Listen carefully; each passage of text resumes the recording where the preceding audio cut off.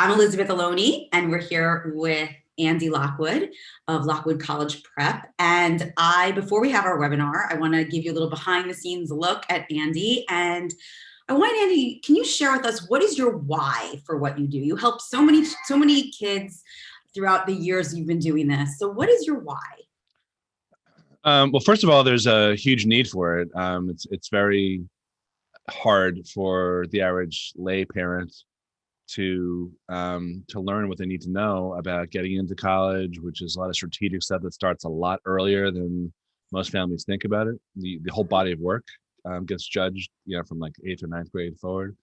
And then when it comes to like paying for college, there's really no information that they get from sources they would expect to get it, such as a guidance counselor or an accountant, or and it's not no fault of their own. It's just that it's a specialty. So unless they stumble across it, on the internet, like watching, the webinar that we're going to be doing together, it's kind of unusual, to be able to do that.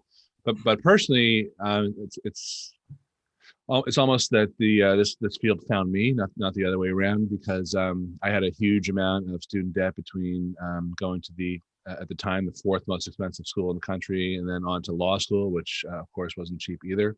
Right. So I racked up a lot of loans, and my dad really could have qualified for a lot more money had he not been a do-it-yourselfer type of guy. And his attitude was always, "Don't worry about it. The loans, it'll all work out." That type of thing.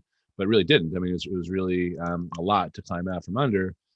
And today's kids are graduating with instead of the 100,000 that I had, 300,000. Or some kids get out of grad school with $700,000 worth of debt. Wow. And it's impossible, to slog your way through all that. So that's a big reason that why we do what we do. Well, I'm happy that you do what you do, and I'm looking forward to the webinar starting in a few minutes so that we can give away some of your secrets. Because you are right, it is something that's really strongly needed. And it's the job market is tougher now than before too. So you add that to the piling student loan debt, and it can be incredibly overwhelming for people who are just starting their life. Yeah, well, I think the main reason that it's so overwhelming is because no one really has a plan. There's too much focus. I always talk about this. There's too much focus on like where you going to college, how many times should you take the SAT, what's your essay going to be about, all that stuff. But that's sort of lower level as opposed to higher level strategic stuff, which is really more about the why you're going to college and the 40 years after or 50 years after, not just the the artificial 4 years of someone's life. So we focus. One of the things that's different about us. I'm not saying we're right for everyone, of course, but one of the things that's different about us is that I care much more about helping a kid position themselves for success after college, and I don't really care where they go to college, whether it's an Ivy League school or a community college. We have everything in our practice. That's great. I mean, it's wise, because I think you're right. People don't think about that. They think about getting into a school, but not getting into a life.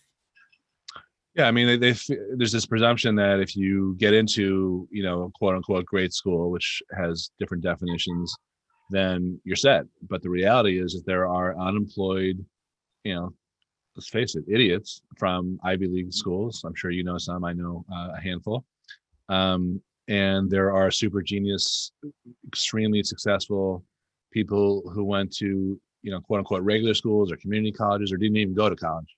So it's not necessarily. Don't tell my son that part. Don't tell my son that part. Well, I won't tell anyone, but my point is that it's less about where you go; it's more about what you put into it. Really good point. Really good point. Thank you. All right, great. I'm looking forward to getting started in a couple minutes. So in 2 minutes, I'm going to hit the broadcast button. All of our fabulous people are going to start to join. You can put yourself on mute. I'll have the title page up, and I'll just be repeating myself, welcoming them and letting them know how they can ask questions and all that good stuff. Okay.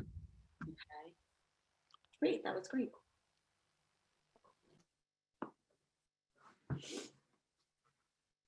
In the sizzle reel, were you at an airport? Not to unmute. That was Simon Says. So that's you're testing my right. Technical competence. Put himself on mute. Let me see. Yeah. Were you in an airport in one of those interviews? Probably. I think that was, we used to do a radio show at Long Island Business News, whatever, which is in Islip Airport. Oh, because it looked like you were by where the luggage comes out. Yeah, the studio, it's like a glass booth. It's like a fishbowl. That's And funny. it's right there in I was the, like, yeah. what does college admissions financial aid have to do with travel? I wasn't sure, but now that makes total sense. Well, the obvious answer is that when people focus on college and not the rest of the picture, that's about as dumb as rushing to the airport, but you have no idea where the flight's going. Good point. Good point. Which I will definitely be saying whether or not you give me the opening. You find your own opening, I'm sure.